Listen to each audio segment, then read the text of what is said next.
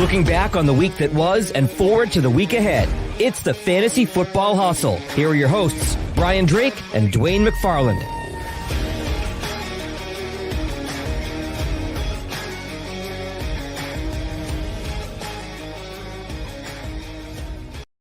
All across the fantasy universe, welcome in. It's the Fantasy Football Hustle, powered by Pro Football Focus. How you doing, folks? It's draft season. It's down to the nitty-gritty.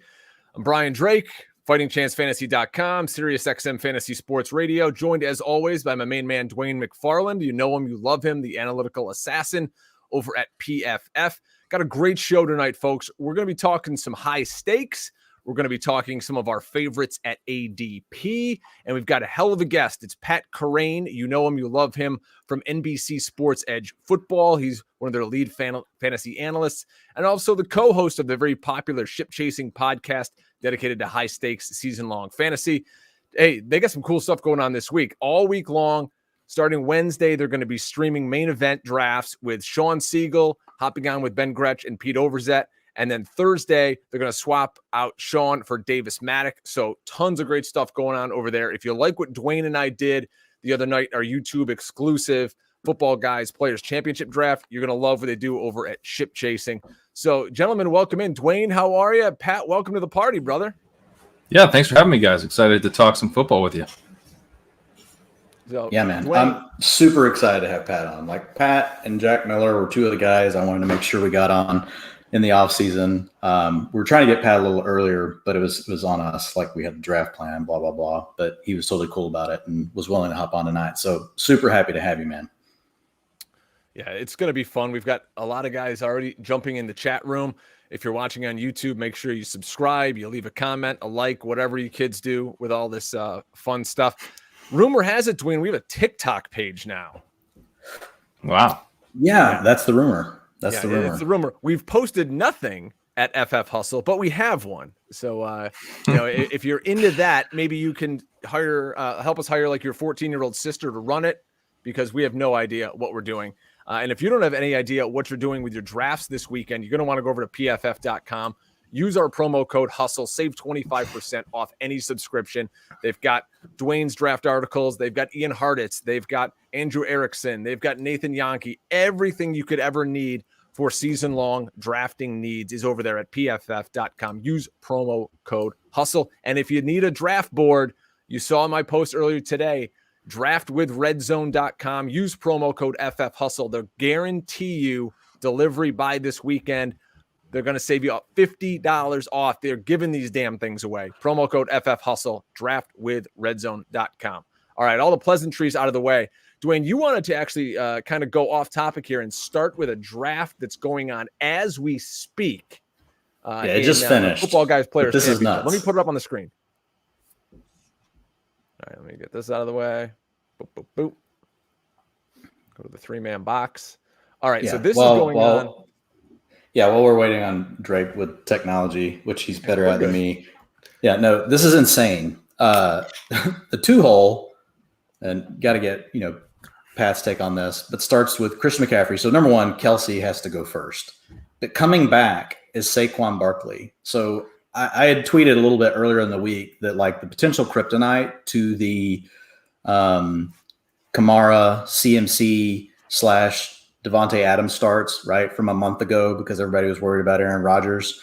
And if you didn't like drafting Devontae Adams when Aaron Rodgers was fake, retiring for leverage, then you shouldn't have been drafting at that time because you want to buy these depressed, news cycles. But for whatever reason, a lot of people let Devontae Adams slide all the way back down to the other end. And so you have some of these potential monster starts. And I had mentioned, the potential kryptonite to that is getting Barkley in round 2, pick 4 or 5, right? And making some really cool stacks. And a lot can happen, right? There's the draft's one part. You got to manage your team, all that stuff, injuries, all sorts of things happen. But it's a super sexy start that a lot of people had. I never thought I would see this. CMC go to 2. That rarely happens, A. B, Barkley falls all the way back to 211. And then coming back around at 3, like Clyde Edwards-Helaire, like that's not that abnormal. You get Clyde Edwards-Helaire right at the turn. But Justin Jefferson came by AJ Brown did a flyby there. CeeDee Lamb did a flyby. You can get Lamb, but Justin Jefferson at this point in draft season it's tough to get him around the turn. He typically goes in these, I would say 210, 211, 212 at the latest. Sometimes you'll see somebody turn him and Metcalf still, but it's pretty rare to get him around the corner and have the shot with CMC and Barkley. And I don't hate the Edwards-Helaire pick. I mean, I'm fine with Edwards-Helaire, but when you already have the two backs, this is insane. This won't be repeated like anywhere. So I don't know what your thoughts are, Pat. Well, I mean, right off the bat, if you're at the 102 and McCaffrey falls in your lap, you're doing cartwheels. So, I mean, that's crazy right there. And then you get a chance to get Saquon Barkley at the 211. I mean, that is absurd. So, right, with that start, I do wish, I wish I could have subbed in here in the third round, which, CEH at the 302, I think is totally fine. It's totally fine. But once you have McCaffrey and Barkley, you don't really need CEH. What you need is now to crush at the flex, and then you have Justin Jefferson or AJ Brown sitting right there for you. I mean, I want to go back and put one of the wide receivers there. With those two. Yeah, with those two. Even if you're just being a value drafter, it's like, oh my God. Yeah. Yeah. Right. Exactly. At that point, the value was actually by ADP would have probably been Jefferson, as you pointed out. And then I also wouldn't have done Chase Edmonds. And then I also wouldn't have done Michael Thomas. I think if you're going to take a running back, maybe you grab like Tony Pollard instead of Michael Thomas because you're swinging for the fence. The room has let you take a Tony Pollard. If Tony Pollard's a nothing, who cares? You have Christian McCaffrey and Saquon Barkley. Like you're holding down those two running back spots.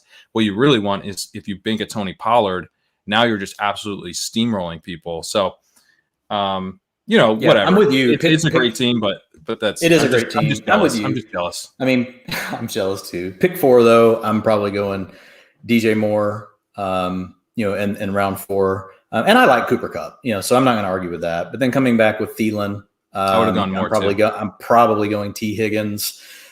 Me too. Dude, Brandon Ayuk nearly made it back Higgins to this here? dude in the 6th. Oh my God! Look at this. Ayuk was 2 picks away. See, the thing with T. Higgins went at the 5-12. That doesn't happen anymore. T. Higgins is like a 4th round pick now, an early 4th. Yeah, because you guys have driven his ADP so nuts with your show. That's the problem. It's not our fault because we were the first draft we were in. We couldn't get him in the late 5th. So we've been trying to get him, and then eventually we capitulated and started taking him in the 4th round. So, but even if you lived with those two, receivers, where I think, and even if you lived with Edwards-Helaire, which it should have been Justin Jefferson, and again, this team will end up winning it all, and they'll laugh at us because I love Edwards-Helaire. Look, you play if you're the lead back for the Chiefs, and he takes over he takes over everything. There was a reason people wanted to take Edwards-Helaire in the middle of the 1st round last year. And those reasons all still stand. It's just a matter of does Edwards-Helaire take over, all of that work. But I think the crushers for me are Chase Edmonds. I'm definitely not pulling the trigger on Edmonds there, even though it's a slight value at ADP, not much. And I'm not taking Robert Tonyan in round 7, even though it's a tight end premium league. And I love, having one of the tight ends. But when I miss out on one of those from the top, I'm not going to, necessarily force that. I mean, Jamar Chase was still there in the 7th. Claypool. Look at Claypool. Went to 7-12. Yes. What was going on in this league? By the way, you want to talk about ADP value? Jamar Chase was available for him to take, not just in the 6th over Edmonds, but in the 7th. The 7th. Look at Claypool, dude. Claypool went 7-12. That's to Todd. That's what's Todd going Burrow on down there. I need a time portal, and I want to go back, and I want to be in this draft. See, that's the difference. Look at Todd's team there at 12, and then look at the guy we're talking about at 2. I like Kupp. I like Thielen. You're not winning the league in $500,000 with I don't even think Michael Thomas plays this year, but that's besides the point. Jacoby Myers, Curtis Samuel, Paris Campbell, I don't know. I don't find them to be league winning guys. Evans, Higgins, Claypool. That's what makes the CEH pick such a glaring, red flag. That's just like punching people in the face. And you could live with CEH and Cooper Kupp and Thielen, but you can't make the Edmonds, Tonyan, Brady picks. And I love Brady this year more than most people. We can talk about that later if we want. But I take him in the 11th round. I don't force it in the 8th, especially if I don't have any sort of a stack going. And then to spend a 12th on Trevor Lawrence, you know what? Whoever this person is, we all love you. And so if you for some reason sorry listen for to this trashing episode, your beautiful CMC Barkley team. It's still going to be better than 90% of probably my teams, just because of the start you got. And you can give me a complete bird at the end of the season when you walk away with $500K. Well, but don't do that to Pat. Pat's being nice. You can give me the bird too. I think it's best. It's the best ball thing where like I've always been a structural drafter, right? I think that's like one of the key edges. Everyone's pretty damn sharp with the player analysis now. So the big edge is in making sure you're structuring your teams in ways that are giving you an edge. And then best ball's taking that to a whole nother level. And this has been, I've never drafted this many best ball teams. So like the structure is just like so ingrained in my mind. And with, one of the lessons of best ball is like, okay, what is CEH doing for you in this build? Or like you just took Tom Brady early. Why are you then taking Trevor Lawrence? You've already made a big bet. You already said I like Tom Brady way more than the rest of the room because Tom Brady's going to smash. And then later on, you're going, actually, I don't know about Tom Brady. I don't know if Tom Brady's actually the right pick there. I'm going to grab Trevor Lawrence. It's like the picks don't have like a coherence to what you just did. Like if you're going to take CEH there as a third running back, then I would consider like not taking another running back for the rest of the draft. Draft. Maybe, yes, yeah, like the whole draft. Like obviously, once you get into like the 15th and 16th round, there might not be really much left. And value take a couple scratch offs at that point, sure, but I mean, like you're making a big bet on those three running backs, and I just sort of like following through on the bets that you've already made because that's how you're going to ultimately have a monster team that takes down a giant tournament. Is if you make picks that are coherent within the other picks that you made to some extent. Like we take a bunch of wide receivers with the idea that you're going to miss on a couple of the wide receivers. So you can build in some robustness to the position that you're kind of banking on to score the points that are going to help you win the flex position. But I think once you have like, three elite running backs like that, you don't want Chase Edmonds. Yeah, I totally agree. And I love what you're saying about the coherent, the way that you're threading the draft together, right? We've talked about this on our show, Drake, but like once you place the bet on Brady, it's just like, what Pat said, don't come back with Trevor Lawrence. There's absolutely no reason. And then Matt Ryan again later in the 18th, like there's no point. In fact, if I'm in a redraft like this, if I'm in a redraft like this, once I drafted Brady, I'm actually probably done, especially if I spend an eighth. Like if I'm making that big of a bet on Brady, I am done at quarterback, period. Unless like just something crazy, like I'm sitting there and Trey Lance falls to 14 or something like that. And you're like, okay, I want to own this upside. And then there's a strategy of, well, that late, just you can block the other owner, right? The other manager, the other fantasy manager. Sorry, I'm still working on that, people. But I think the Lawrence pick, is a killer. I'm fine with Paris Campbell. I'm fine with Sterling Shepard, as late, as the team got him. But the really big ones that stick out to me are going with Trevor Lawrence. I don't like the Tanyan pick that early or Chase Edmonds. You could get through everything else. But man, I know structure is the key, but there's no way I'm letting Jalen Waddle go by in the 10th, like ever, like under any scenario. Anyway. Well, that would have fit the structure. That's what you need. Yep. All right, folks. Agreed. Well, we're talking tons of high stakes here. We still have drafts left. Maybe we'll get one of these. Yeah. If we get one of these, yes, we'll have to be in contact. Somebody you're not going to be drafting this season is going to be Cam Newton. Let's start with the news there. The Pats released Newton today, clearing the way for first-round pick Mac Jones to be their Week 1 starter. Of course, Newton, the 2015 NFL MVP, held the Pats offense back in biblical proportions last year. The offense ranked 31st in pass attempts, 31st in completions, 31st in pass attempts. You're catching my drift here. And they were dead last. See, it's good to be kind of first in something, I guess, in passing touchdowns. Enter Mac Jones, who finished the preseason as PFF's top-rated quarterback. So, guys, really, this is about what it does for the skill position players. Damian Harris, there's hot takes all over Twitter today about, what Damian Harris is going to do or not do. Jonnu Smith and Henry, the tight ends, and, of course, Jacoby Myers and Nelson Aguilar, they're out of this world, high skill set wide receivers. So that's what I want to, I'll start with our guest first. What do you see now with Mac Jones at the helm for these skill position players? How far up your draft board does a Damian Harris vault, a Jonnu Smith, the Jacoby Myers? Yeah, so I think it's a little tricky because Damian Harris was falling to a level previously where he was starting to become interesting to me. I hadn't really been drafting him, and he's falling, like on these underdog drafts, falling into like the 8th round. I was taking him at that point. It's kind of like, all right, take the discount, get some exposure. But now he's going to be moving back up into a range where I wasn't really interested. We know he's a 2-down guy. We know there's going to be James White getting the passing down work. And this helps Harris to an extent for sure because he's not going to have Cam Newton stealing the goal line touches. But, he's still going to be limited. So it's now his ceiling is still very much capped and his price is now going to go up. It'd be one thing if, you are still getting him in like the 8th round. Obviously, the shares that you did get, you feel much better about now. With Jacoby Myers, I think it's a similar thing. At one point, Jacoby Myers was my highest owned player in best ball, but his price has steadily increased throughout the offseason. He's now at a point prior to Mac Jones being named the starter where I wasn't really drafting him anymore. He's going to like the 11th round on underdog drafts.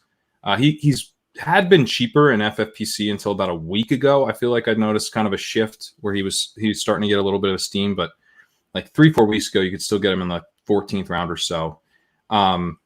So I feel like you kind of already want to have Jacoby Myers in place in terms of the exposure. I don't necessarily want to be chasing him up either if he's going to get a lot more expensive than he is now. Maybe in FFPC, he won't be like if he comes up into the 12th round or something of FFPC, that might be fine. But I think on underdog, he might get up into like the 9th round now. The tight ends are the guys, as far as the pass catchers, that are probably going to be the best bets, I think. We'll see how FFPC reacts with the tight end premium. But those guys, because there's 2 of them and no one's really sure who it's going to be, I think they're not going to get quite as steamed. And they also benefit just by there being more pass attempts. As you mentioned, the big change here is going to be a lot more pass attempts. So the tight ends, I think, are hopefully just from a price point going to be still desirable. And then White, I think, will still be – I don't think he'll get too juiced just because everyone knows he's a cap ceiling receiving back. And then Ramondre Stevenson. I mean, I've been pounding the table for Ramondre Stevenson. And then normally when you're like all in on a guy like this, it's like Seth Williams or something where it's like, oh man, Seth Williams, I really like his profile. And then he goes in the 6th round. You're like, hang on, there's still a chance. And then he gets cut. Like that's how this goes. But then with Ramondre Stevenson, he falls to day 3. So step one's in place. Then Sony Michel's not supposed to get cut or traded. Sony Michel's supposed to be in a committee and block him. And he gets the Damian Harris. But then he does get traded. And then we get this other out here that actually hits with Mac Jones. So I'm actually very excited now about Ramondre Stevenson. We still need something to fall into place, but provided he doesn't get too expensive. I remember the year that Justice Hill and Darwin Thompson were the trendy guys. They ended up going in like the 8th round by the time we were a week before the season. So who knows how trendy Stevenson will get, but assuming you can still get him in like the 14th, 15th round, I'm starting to get pretty excited about him. Dwayne, does it matter that Stevenson hasn't played a snap in the preseason with the starters with Mac Jones? Does that bother you at all? Yeah, it doesn't bother me. I mean, I don't know if that was a question to Pat. I mean, I think the way Pat's looking at it is probably the same way I would. If I draft Ramondre Stevenson, I'm not planning on using him early on. It's just someone I want to stash. He probably only get 20% of the carries. He'll be in a 3-way committee with Damian Harris. He'll do just enough to make Damian Harris truthers get a little bit upset. He won't do enough for you to help you any unless there is an injury to Damian Harris. But if there is, then I think he steps straight into Damian Harris's role. So that's where the upside comes from. But to Pat's point, like multiple things have already happened for him. He's already a late round pick. He had the door get open. You got Michel moving on. You get Mac Jones, a quarterback. I mean, the guy's on a roll. So maybe he can keep it going. But I like him, in that range, 12th, 13th, even in the 11th round, I would be willing to pull the trigger on him depending on my roster construction. But I like mixing him in with guys like, Madison. He's going to go ahead of Darrington Evans, ahead of Chuba Hubbard. But, he's in that kind of group for me. But he already kind of has a little bit of a role where those guys don't. It's not going to be enough of a role to matter. You're never going to want to start him. Basically, he's a handcuff. unless one of the other, for one of the other guys to get hurt. But that's what I like about him, is that he's a handcuff for both guys. Yes. Yes. He was second in the class in yards per route run, career yards per route run among the rookies. So, if there's a chance where James White goes down, it's not a lock. Maybe it's Taylor or whatever instead. But I think there's a decent chance that he sees a lot more playing time in, probably more of like a Rex Burkhead style role than a one-for-one replacement for James White. But he would get some jack of all trades. Yeah, he would be the jack of all trades guy. He'd get used at the goal line a bit. The snaps. If he gets snaps, he's going to be interesting. And I think he can take some James White snaps. He can take some Damian Harris snaps. It doesn't have to just be, a Damian Harris one-for-one contingent value play. That's what's so interesting about him to me. And to your point, Brian, about he's playing with the fours or whatever. Yeah, that was definitely a reason not to get too hyped about his long touchdown run in the first game and stuff. But then they trade Sony Michel. I don't think they do that if they're not confident that they have something in this guy if they need him. That's I assumed actually after his big preseason game, in week 1 of the preseason, that was going to lead to exactly nothing. Sony Michel is going to stick around. I'm going to end up having to cut him. But I think it's within the context. He crushes the preseason.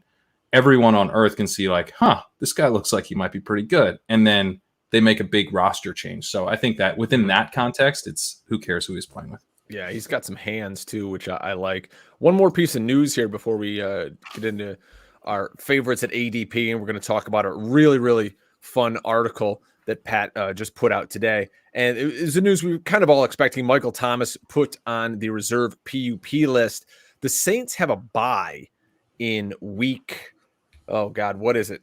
6. So if he's going to sit out for 6 games, you don't actually get Michael Thomas until week 8. To me, Michael Thomas is off my draft board. I can't sit on a guy in a redraft league for that long without an IR spot. And I kind of feel like this is like an AJ Green situation where he just doesn't want to be there. And they're going to just kind of let this linger all season. And to me, he doesn't play all year. So I know a lot of redraft home league folks that are listening, those big names stand out to folks who are kind of just getting back into fantasy right now. And they're going to, Michael Thomas, I'll just stick him on my bench and I'll have this stud later in the season. Is that a good idea for you guys? Or are you just, he's persona non grata? Pat, we'll start with you. Yeah, you know how this stuff goes. Once we get into the season, everything that we thought for sure was right is incredibly wrong. And then we learn a bunch of new stuff and we're scrambling to adjust. And when you have Michael Thomas on your bench, especially if it's not FFPC where it's 20-man rosters, and it's maybe, you got a 6-man bench, that's a huge handcuff on you. You're really struggling if you have Michael Thomas burning a roster spot for, as you mentioned, for 6 games. And then what does he come back into? Because it's not like it's a guarantee that he comes back. I think he'll play, but he could come back and not be fully healthy, or he could sit out 8 games and then come back and kind of struggle through it. We saw when he, basically had the same injury last year, he did not look like old school Michael Thomas. There's also a quarterback change here. He's not coming back in and clicking with Drew Brees. He's going to have to adjust to Jameis Winston if he's still the starter, or Taysom Hill. Might be a low volume passing. I mean, the Saints have some real downside scenarios too, in terms of what if Jameis just throws a bunch of picks and then they kind of go between Taysom and Jameis all year, and it's just this disaster season. At that point, maybe they do just shut down Michael Thomas. I can't really draft him. I'm with you. I'm sure if he ends up falling really late, then I would start to adjust my opinion a little bit. But currently, he's still fairly expensive. So you're taking a guy who you might end up cutting without ever playing for you with still a premium pick. So I'm not really taking him, and I'm also not really even taking him in best ball. And normally in best ball have a lot of wide receivers in builds where I could maybe afford to stash him. I've done it once or twice, but even there, I'm not really targeting. Dwain, anything more to add on Michael Thomas? Or no, man. Pat, we've talked about him before, and I've heard nothing that changes my mind. If he were to slide, I did a draft this last weekend with Jay Moyer And he's like, man, we got to take Michael Thomas. And I was like, thank God Michael Thomas just went off the board. Because, when you're drafting with buddies, it's like, and Jay's awesome. Yeah. Jay knows football like more than I could ever know. And so I definitely like getting his take on things. And we had a blast doing the draft. But like that was one where I was just like going, somebody take him. And they did. And he was like, well, what about Michael Thomas? Like, sorry, he's gone. Just went. Sorry, Jay. Like he died. But, sorry, he's out. Yeah. No, I'm with Pat. I mean, and he hit the nail on the head. Like it's just the early season, chaos that you want to be able to react quickly to. And I don't want to be handcuffed by Michael Thomas, especially with all the questions. You got the Jameis question, the Saints. There's a lot of questions around the Saints. Period. You've got a situation where they could rotate quarterbacks. I mean, there's just so many different things, and then not to mention like kind of the love on the rock situation you got going on with him and the Saints. I know supposedly they patched it up, but I don't believe it. Man, the Saints are not happy with him. He waited too long to have an injury. Yeah. He put it off on them. And I get it because he felt they had treated him wrong. So like, this is something where like, the barbs have been flying for 18 months to 24 months. And it's already a player that takes a lot of abuse, Drake. This is not a receiver outside, that gets to catch the ball. Other than freaking Mike Williams, who gets hurt no matter what because he doesn't know how to land, but they can catch a ball and just get down. Michael Thomas is catching the ball inside the hashes, got linebackers pounding him, safeties coming down on him. He's catching the ball 6 to 10 yards from the line of scrimmage in between the hash marks all the time. Like, so his body's taking a pounding. I mean, he's 28 years old. You're getting to that point where you're going to start to fall off probably some anyway. It's not a guarantee. You could have another 30% target season. There's too many questions. So, I mean, we don't have to belabor it. I'm with Pat. There's just too many question marks for me. If he fell like in an FFPC draft, you give him to me in the 10th or 11th round, just so I can own a couple of shares, I would probably do it. But he usually goes between round 7 and 8. And I'm just out. Well, we should say congratulations to Pat for his gig now over at NBC Sports Edge. You, of course, knew him from all his great time at Establish the Run. I was a fan of your pod with Leone, Establish the Edge. I would listen to that all the time. So congrats on your gig now at NBC Sports. And you got a really cool article that just popped up today. Early round running back targets and legendary scenarios. And we'll let you kind of break down what it is, just the overview for everybody. This is really fun because it takes a look at the top 2 round running backs going off in high stakes leagues, and it gives you a scenario that they can just have like this world beater, legendary season, as he tags it, and what he calls a silent killer scenario where they still play, but they just kind of suck the whole season, and it's kind of a wasted pick. So really, really hope you guys go over to NBCSportsEdge.com, look this up. Check out at Pat Kerrane. It's his pin tweet, but really fun. Tell us a little bit about the article, and then we can start chopping it up on some of these running backs. Yeah, so this is the finale of a 3-part series that I've been doing this summer, where the first part I was looking at, the win rates for running backs over the past 4 years, like looking back, and you see, that win rates for running backs in the early rounds are a little bit better than they are for wide receivers. Average points kind of reflect this too. But digging into it, you see like, well, what's really happening is that you've got kind of these silent killer seasons. And that's a term I borrowed from Mike Leone, my former co-host there of Establish the Edge. This idea of like, Kenyon Drake last year or Ezekiel Elliott last year, where Zeke stayed healthy and he put up points throughout the year, but he had a 2.7% win rate in best ball leagues last year. He was an absolute disaster. So you can see this, and Kenyon Drake was not a good pick. He did not help teams either. But Kenyon Drake, same deal. He had a productive season, but he's still not delivering what you need given the opportunity cost with that selection. So what's kind of happening is that there's big time busts like Joe Mixon, gets hurt, kills teams. Christian McCaffrey last year, but you also have seasons like Alvin Kamara's 2020. Christian McCaffrey's 2019, Todd Gurley's 2017, that are just like the seasons that you need to have that year. And so the point of that article is like, we want to try to identify these seasons. These are the whole point of drafting running backs in the first place, and just kind of understanding that. And then I went back in the second article and looked at the 36 seasons since 2000 where running back has had at least 23 PPR points per game on 12 games played.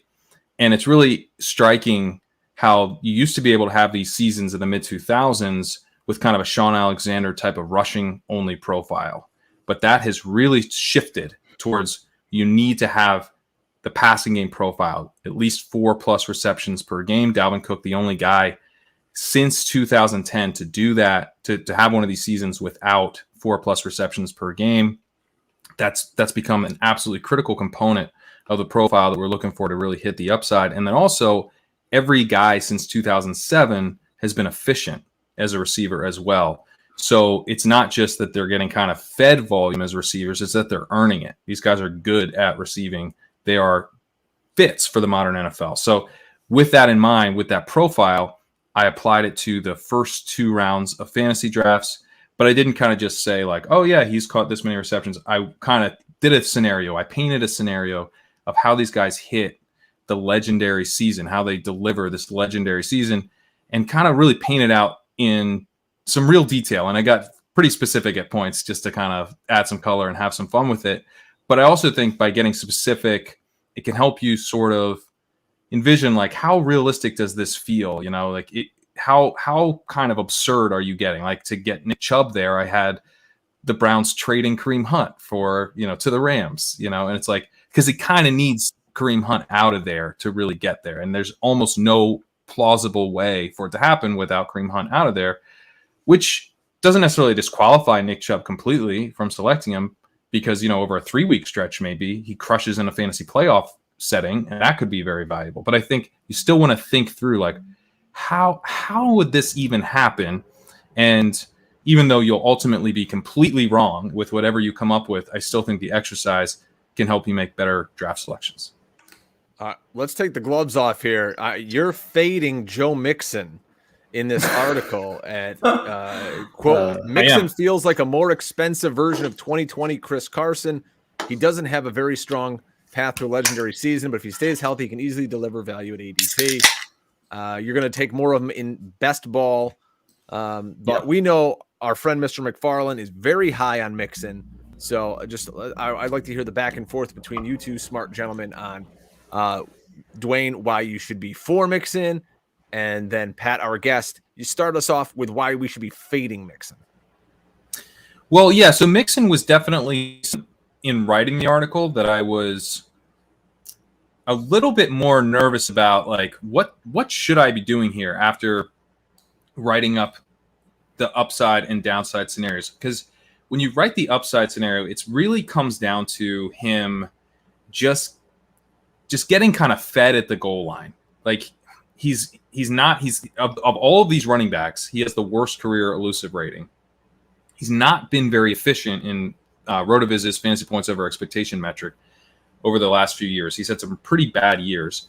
Rich Rebar today on A Good Football Show was pointing out that they were running against 11 personnel a lot, and that didn't even seem to help. When that's supposed to be the thing that, that's kind of what unlocked the Todd Gurley 2017 and, most of 2018 is that they're constantly operating out of 11 personnel. The defense can't play the run, and then they run, and he's having these explosive seasons, tons of touchdowns.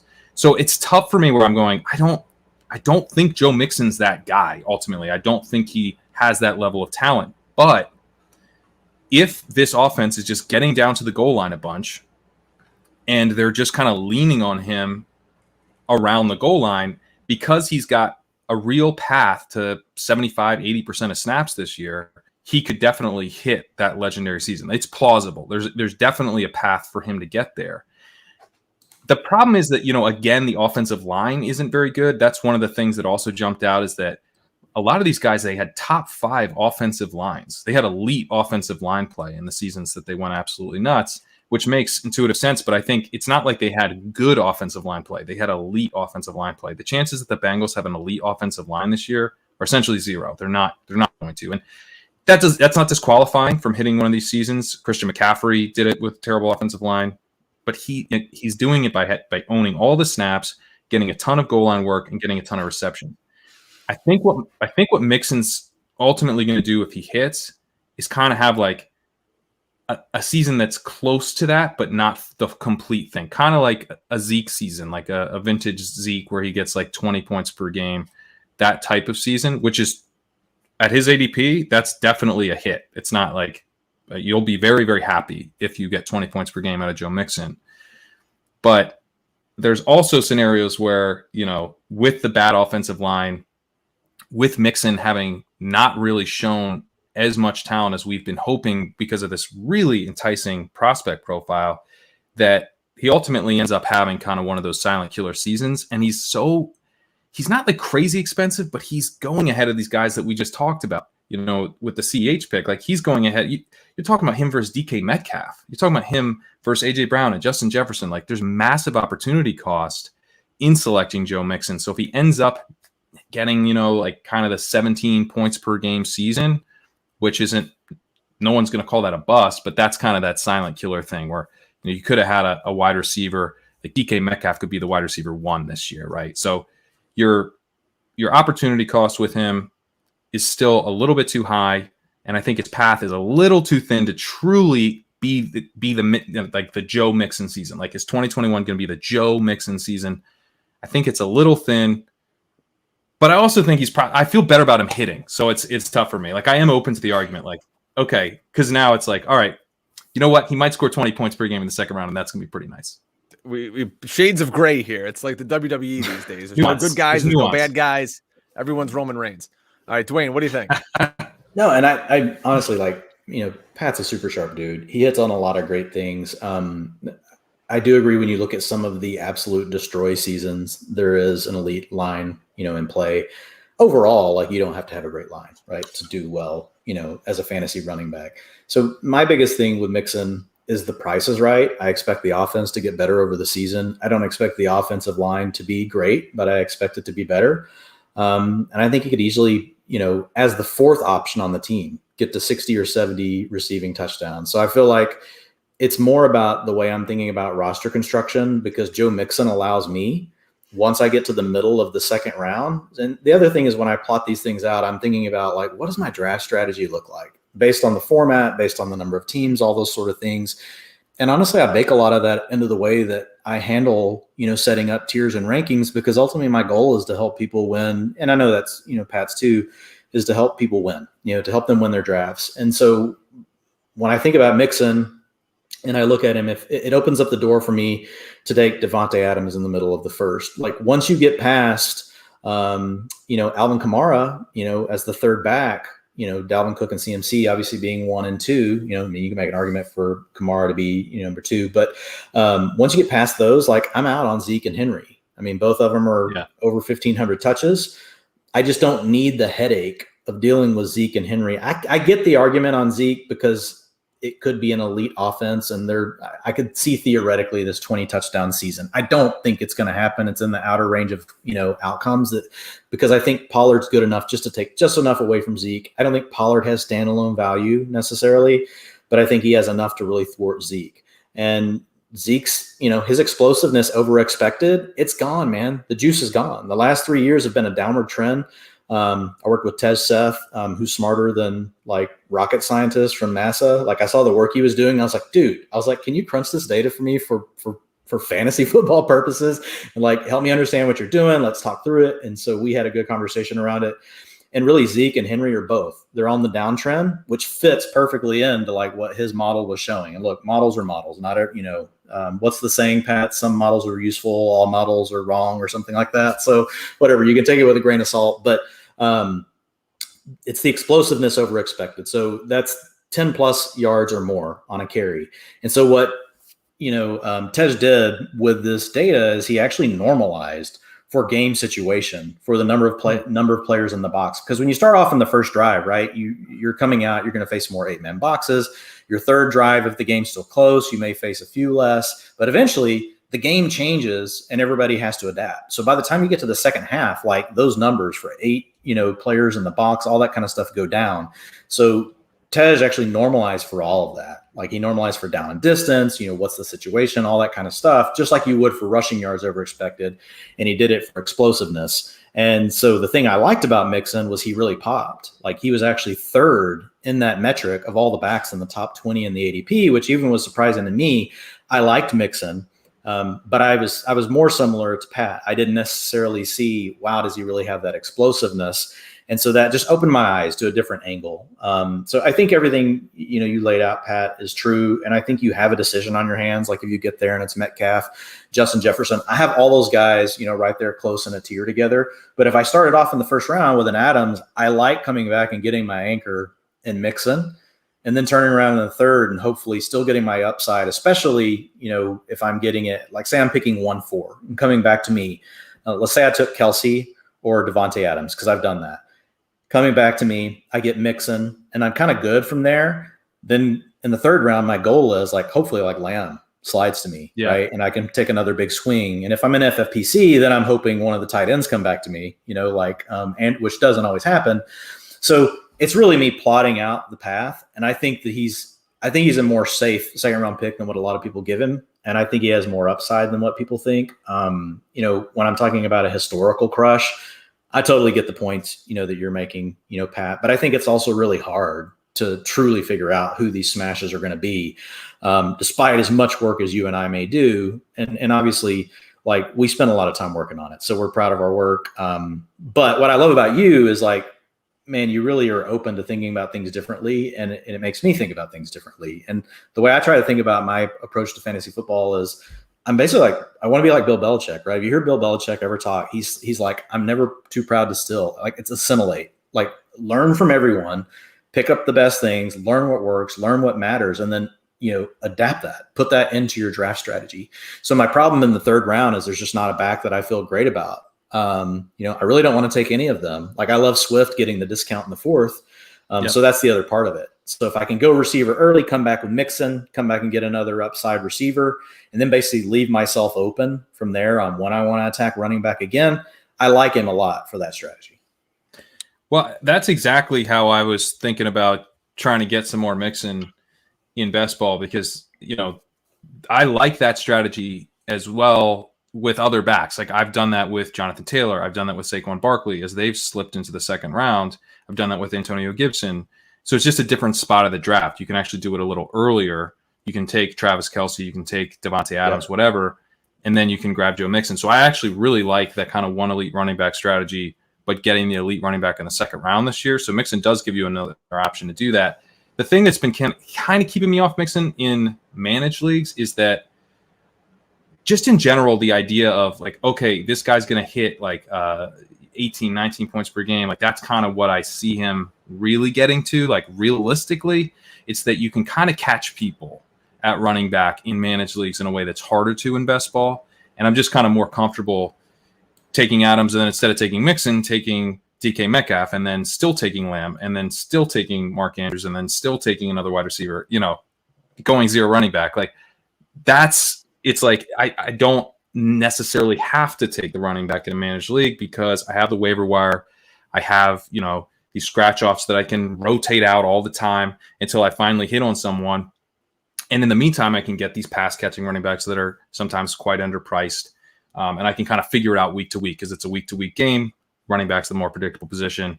And I have stud wide receivers that I'm putting in my lineup every week.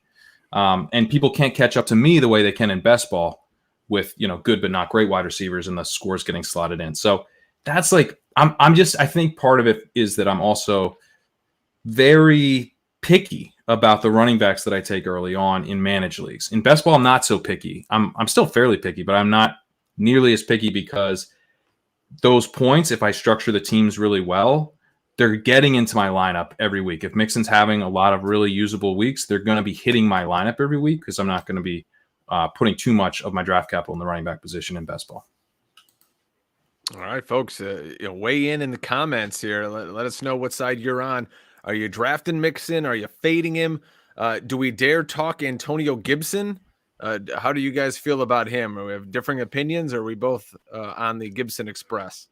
For me, I'll jump in on this one first. So I had really started warming to Gibson. The only thing that had me a little bit worried was something that I didn't think would change his ADP, even if it broke in his favor. So I'm going to start gaining more exposure to Gibson. But just those first couple of weeks, the way that they were using Peyton Barber and potentially taking away the carries inside the 5, I was like, come on, you got to be kidding. It's I can deal with J.D. McKissick for a while, but I didn't want to deal with Peyton Barber doing like he did last year for like the first 9 games, getting, like 60% of the carries, 70% of the carries inside the 5. Like that was just like going to break my back with it. So at that point, I really got off of Gibson, and a lot of it was for the receivers that you heard Pat talking about, and he would go earlier. But now the way I look at Gibson with Peyton Barber cut today, and I know it may sound like a small thing, but again, what's cool about it is I think about this stuff too. If Peyton Barber gets cut, nothing happens to the ADP of Antonio Gibson. So I can just basically wait and see if it happens. And if it does, I just feel better about him. I'll start taking him in the middle of the second round. I'm going to add exposure. I've got plenty of Mixon. So it's time for me to add on some Antonio Gibson, because now he's only got one thing he's got to overcome. And the way I had warmed up to Gibson about 3 weeks ago before the preseason started, because down the stretch last year, they had phased out Barber. Yeah, McKissick was involved. But it was still okay. He was getting everything inside the 5. And my thought was, you know what I'm getting? I'm not going to say he's the talent of Jonathan Taylor, but I'm getting Jonathan Taylor in the mid to the late second, as far as he's going to handle pretty much all the rushing attempts. Like he's going to get 65 to 70% of them, which is the thing we were worried he couldn't do in college. And he's already shown us he can. And now he's going to continue to do that. And all he has to do is just take over the thing we know he's really good at, which is being a receiver out of the backfield. Now, unfortunately, J.D. McKissick is like 1 out of 3 backs in the league that happens to be a mismatch with any linebacker or safety. So I know people want to dismiss him really easily, but it's like Naheem Hines. It's like Darren Sproles used to be. And not to say that they're Sproles, because Sproles was like phenomenal, like video game joystick kind of stuff. But they truly are mismatch players in third down and long when you want to be past the sticks. If you're coming out in your 2-minute offense and really all you're wanting are routes downfield, as good as Gibson can be, it just sucks for him that McKissick is one of the few players that actually is probably better than him at that. And you're also doing it in situations where I know a lot of people are like, well, but if you just have, Gibson out there, teams don't know what you're doing. Guys, typically, in these situations, in third down and long, people don't care who your personnel is. They're going to run man coverage and they're going to blitz someone. Like they know you're passing. If it's 3rd and 7, they don't care. They don't even care if McKissick, if Gibson, they don't care if your grandma's on the field. Like they're blitzing. It's 3rd down and 7. They're going to man up. They're going to send an extra player, right? Especially against the bad quarterbacks. So I've warmed up though, because now, like today, I even went in and tweaked it. And I think it's funny because most people will look at this and be like, what freaking idiot pays attention to Peyton Barber? But that was the beauty of it, is I knew no one else would. And so I went ahead and adjusted and got rid of Peyton Barber, cut his dumb ass off of there. And the good news is the back that's going to take his place is really more of a McKissick guy, right?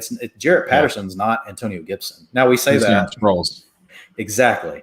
So he's more of, in my opinion, the heir apparent to McKissick next year when the contract's up and they let McKissick go. They're like, okay, great. We got Jarrett Patterson. We don't have to pay McKissick. And hopefully though, that won't matter. And Antonio Gibson can just take over everything and dominate the planet.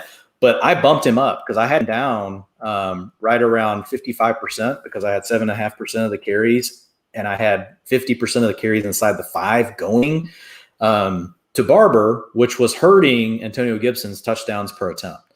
And so by getting rid of that, I bumped his touchdowns per attempt up by 0.5%. And he also got 7% more carries. So now I've roughly got him right at 300 carries. I've still got him at 10% of the target. So I'm not going nuts, 57 targets, 46 receptions. But now, like when I look at him, and this is more than just projections, right? We're talking about rankings and how you build a roster. But when you're splitting hairs on these things, now he's in the 280 range. So I love, Antonio Gibson, which I was really starting. If you remember a few weeks ago, Drake, we were talking about him. I was like, okay, guys, like I'm in. Like, this is what I think needs to happen. And then like right out of the gate, I was like, what the hell? Like, what's up? Like with this Peyton Barber crap, which I wouldn't have normally cared about, but it's what they did for the first 9 weeks last year. So having said all that, I went way too long. Pat, you've probably got a way better answer to this, but now I'm definitely in on Antonio Gibson because I feel like at the worst case, I'm getting the back that's going to pretty much own all the carries on the team. And I know what he can do. If that passing role does open up via injury, they just decide to give it to him. There's a lot of different ways that this stuff could work out for him, and I want to be a part of it. Yeah, no, this was great. I've been talking about Gibson all offseason, so it was really fun to hear that you've grown even more bullish on him. I think the Peyton Barber thing is definitely matters. I mean, we know how painful it is when a guy snipes and vultures touchdowns at the goal line. Like that's not okay. we can't really live with that. To have our running backs that we're paying this much for getting vultured at the goal line. So it matters. I'm very comfortable betting against Peyton Barber. I was all in on Rojo in 2019. So very familiar with just betting completely against Peyton Barber because Peyton Barber stinks. So I was sort of already like in the scenario for Gibson. I was like, he just completely sidelines Barber. Barber's nothing. And then lo and behold, he gets cut. So even better. But I think with Gibson, there's going with that. I knew that if Barber gets cut, and I draft a lot of teams later in the year like this, it's not going to move the needle for anybody. So I get the data point I want, and then I like that point. Yeah. Then you adjust because you're like, I'm going to get my Mixon now. Something might break against all these Gibson guys. They might, because it's different than like Devonta Williams later. Right? Like if Melvin Gordon got cut tomorrow, your days of getting Javonte Williams in the 5th or 6th round, they're done. You're toast. He's going to move huge. He's going to move into the 3rd, 2nd round. But with a player like Barber, it's like nobody's even going to pay attention. I'm like, and his ADP because they already assume he has it. Exactly. Yeah. And so I try to think through those things as I plan out the way I'm going to handle my draft season, which is early draft season, mid, and then now late. So anyway, that makes a lot of sense. Yeah, I mean, he's the Marlon Mack, a worse version of Marlon Mack. But he's, because if McKissick went away, we'd all get very, very excited about. Then the ADP would change. But I do agree. I just didn't put that at a high percentage other than injury. No, me neither. But yeah, I'm very excited about Gibson. I think just compared to like Gibson and Mixon, or maybe a better example is actually Gibson and Najee Harris. It's like I think a lot of drafters are like, we have the snaps. We got the snaps in place with Najee Harris. Now we need receptions, and now we need, big plays. And with Gibson, I'm like, I have big plays. I have a converted wide receiver who now showed that he can be a lead running back. I have a guy who's incredibly explosive. Now all I need is snaps, and I'm kind of just betting on him to earn more snaps in year 2.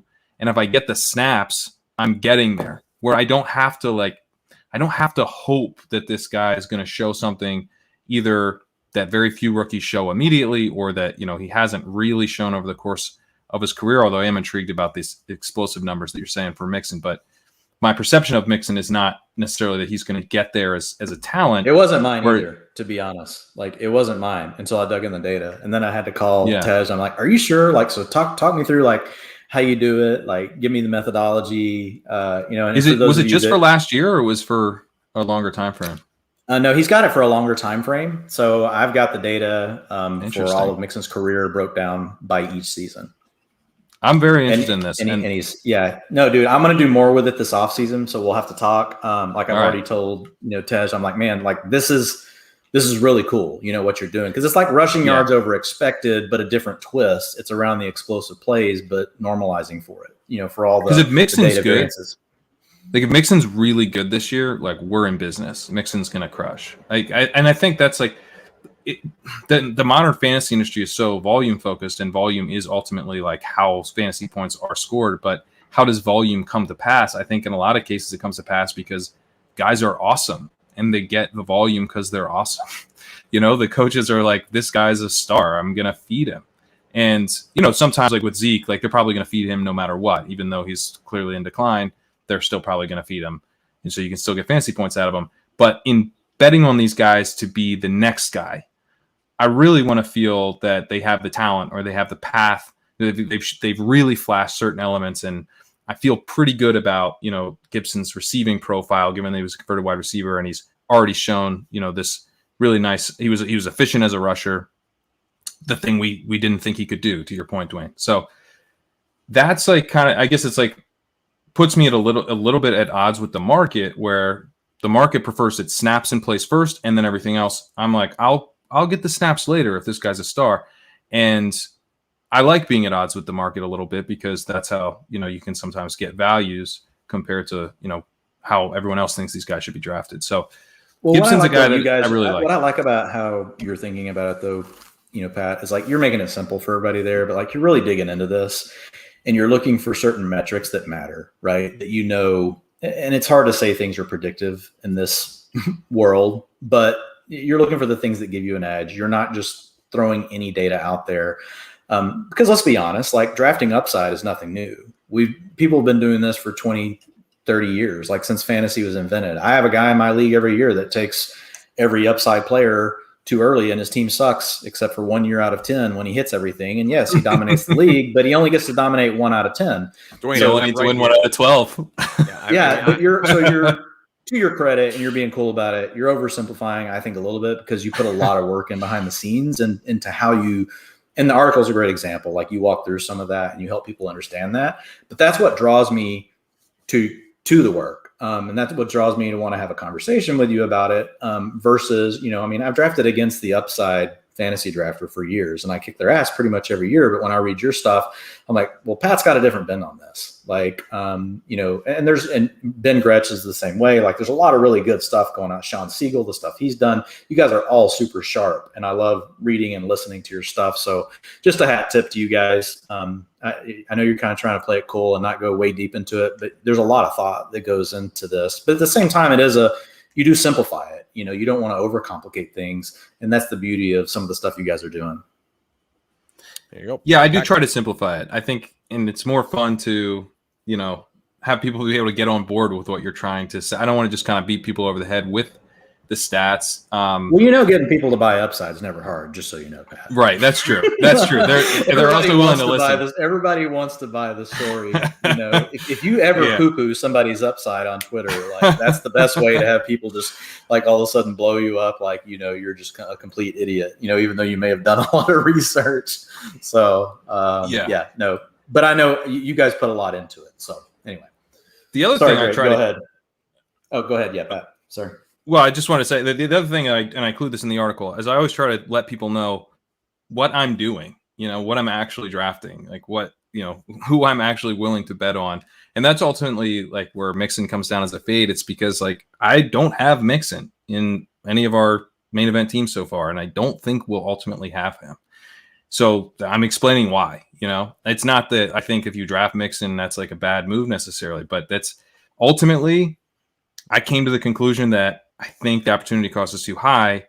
And I can tell you that because I've been doing a bunch of these drafts and, I'm kind of opening the curtain and letting people see how I'm actually drafting, which I think is also just a general, I just try to do that so that people can, really get a sense of kind of where your money is versus where your mouth is on this stuff. That's the key. I think that's huge. And that's completely my approach. Let people know actually what you're doing, what your thought process is. I'm a firm believer in that. Ultimately, like I love the data and the analytics, but at the end of the day, like I feel like what draws people, they're here, draws people to the show is that like that is the approach. And that's what people really want to understand is like, what are your takes and why? And then really, where are you putting, your dollars? So I appreciate that and I respect that. I think that's good. Folks, Pat Kerrane's our guest. You're going to see him over at Ship Chasing. Read his great stuff over at NBC Sports Edge. All right, we've taken an hour of your time already, Pat. We'll try not to keep you here all night. We wanted to talk about some favorites at ADP. Basically, if you're looking at Gibson and Mixon, we've already made it through the teens. So let's throw out some guys. We're using data from Fantasy Mojo, Football Guys Players Championship. Guys drafted somewhere now in the 20s. So we both have the list up here. I'll throw out the first guy that I'm interested in this range above all else, and it's Calvin Ridley. I just think they have such a narrow target distribution in Atlanta, and I'm very interested to see what Arthur Smith can do there. To me, it's all Ridley. They're going to be playing, in my mind, Pitts out at the X, and they're going to keep Hurst in at tight end, and then Mike Davis sprinkled in. I'm not worried as much about Gage and Zacchaeus and those guys. So 150 plus targets possibly this year for Ridley. At some point last year, he was wide receiver 1 for a good couple of weeks. He's my guy. Who do you guys like in that range? Dwayne, start with you. We just talked about a guy that I'm taking a ton there. There's a lot of players I like in this range, but I like Mixon because of the flexibility he gives me. The explosiveness stuff opened my eyes. I think he could easily have 275 carries. I think he'd easily have 65 catches. And if things work out right and the Bengals offense is rolling, and who knows if that's going to happen, to Pat's point, I don't expect a 20 touchdown season, but I think 10 to 12 and the flexibility that it provides me in round 1 whenever it gets past like the first three, which I don't want to go with Zeke, or I don't want to go with Derrick Henry, and I don't want to reach, for another back at that point. I just love the flexibility that gives me. So yeah, I guess basically in the second round here, we're looking at, I like Jonathan Taylor a lot. Man, if they're close, yeah, go ahead. Yeah, we're flexible. Okay.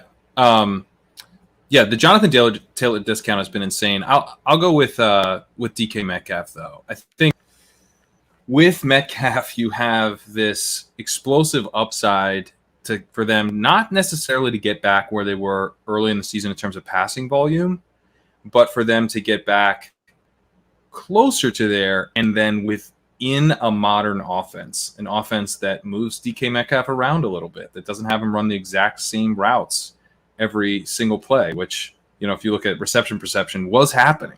They were just running this guy on the same routes. And it's like, you now have in Shane Waldron, you now have a guy who was the passing game coordinator for the Rams, and I think has the potential to speed up the offense, but also more importantly, to just have a better designed offense, and one that might be a little bit closer to the run in terms of pass run split than we saw early in 2020.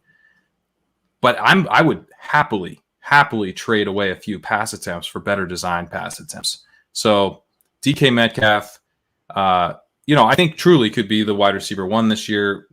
If you had said to someone in like week 7 of last year, who's going to be the wide receiver one next year, you would have gotten a lot of DK Metcalf answers. It's that he cooled way off at the end of the year. The Seahawks didn't look like themselves anymore.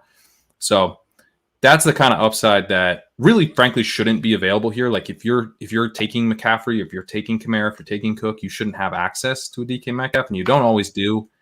But the fact that you sometimes can pair DK Metcalf with him is a cheat code. Let's move it on now to folks in the 30s. My guy, Keenan Allen.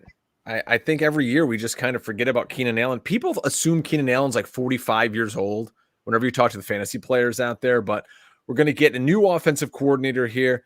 Lombardi comes over. We only have his kind of short stint as the OC with the Lions in terms of maybe a guy calling plays. Our guy Shane Steichen is in Philly calling plays for my Birds with Sirianni this year. So I'm hoping, guys, and maybe you can help me out on this, that their pass rate is as high as it was last year. Their tempo and pace is what it was last year. And that's going to keep, and I don't think it matters for Keenan Allen, but just to kind of keep the pedal to the metal. My worry, though, is that this defense is so much healthier and so much better. Their offensive line is much improved.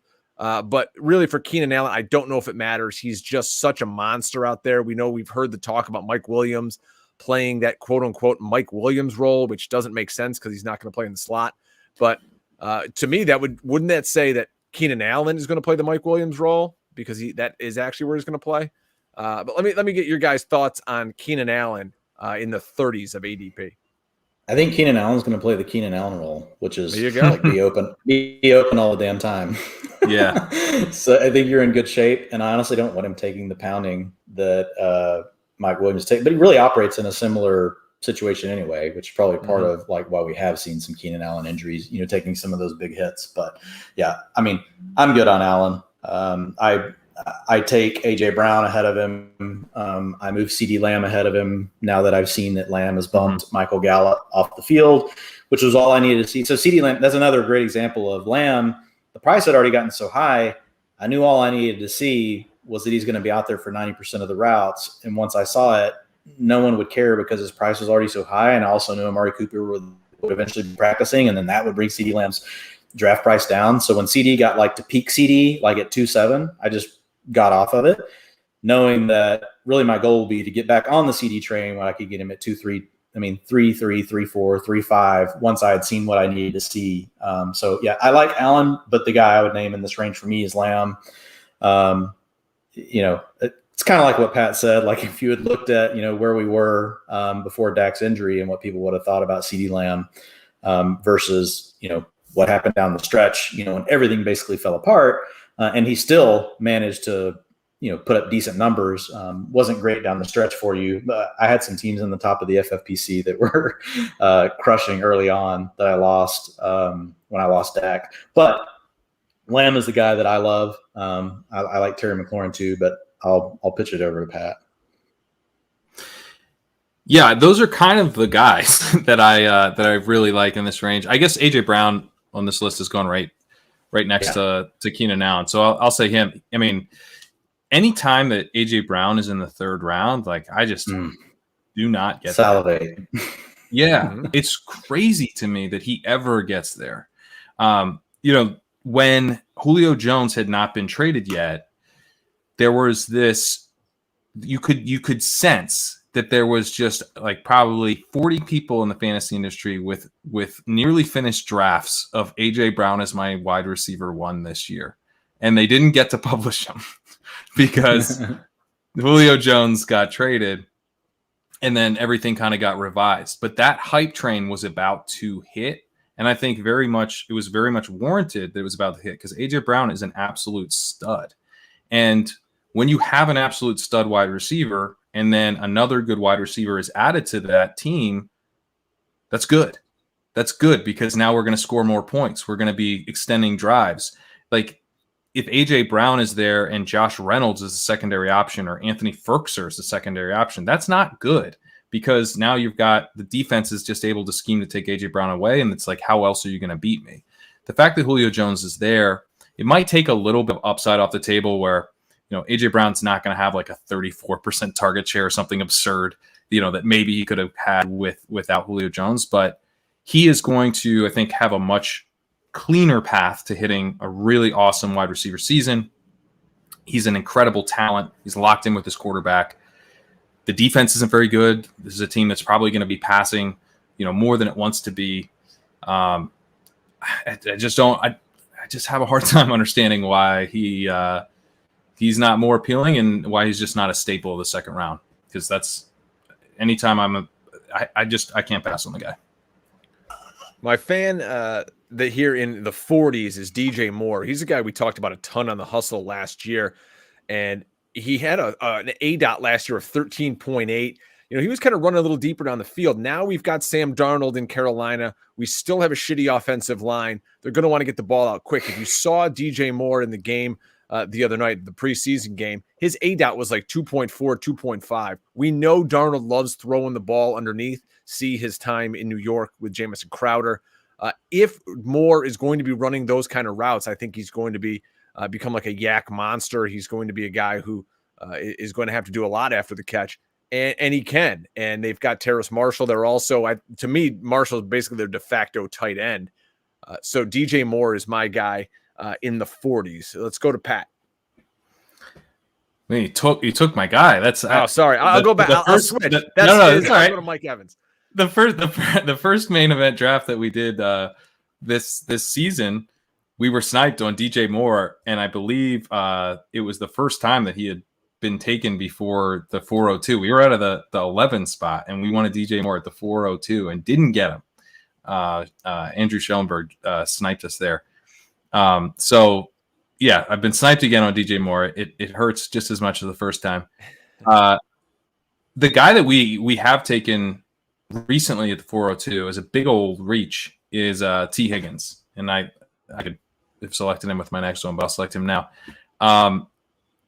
T. Higgins is someone that I think the market is catching up on now a little bit. When Jamar Chase went there, it was like, okay, Jamar Chase is the number 1, T. Higgins is the number 2, Tyler Boyd's still there. It's too crowded. Not really interested, in paying up for these guys. But we know that even incredibly talented wide receivers don't always do it right away as rookies.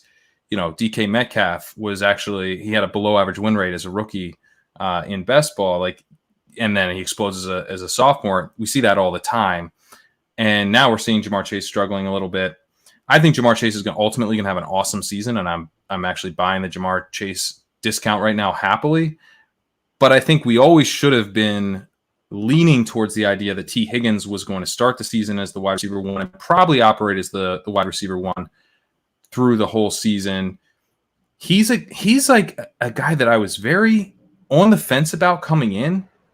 A lot to like in his profile. Very efficient in yards per route run. Had a really nice final season, but he also had a pretty low career share of his team's offense. But he was young. He declared early. He's highly drafted.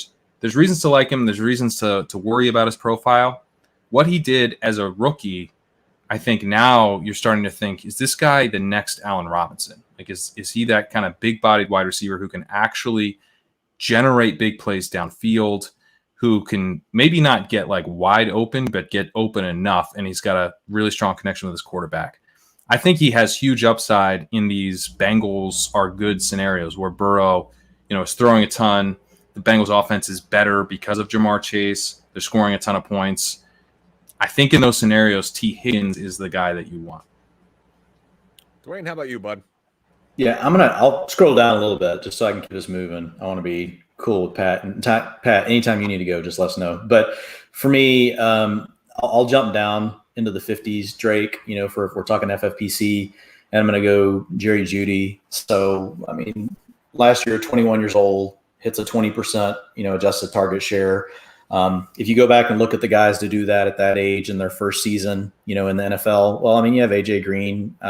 He was 23 and he did it in his first, but Mike Evans, 21 years old, first season, 23% of the targets. And so you had Jerry Jeudy hitting that. It's just when you look back at history, the guys that have been able to do that and demand that type of target share at that age, he's got the draft capital behind him. I'm all in on Jerry Jeudy. Love him in the 5th round.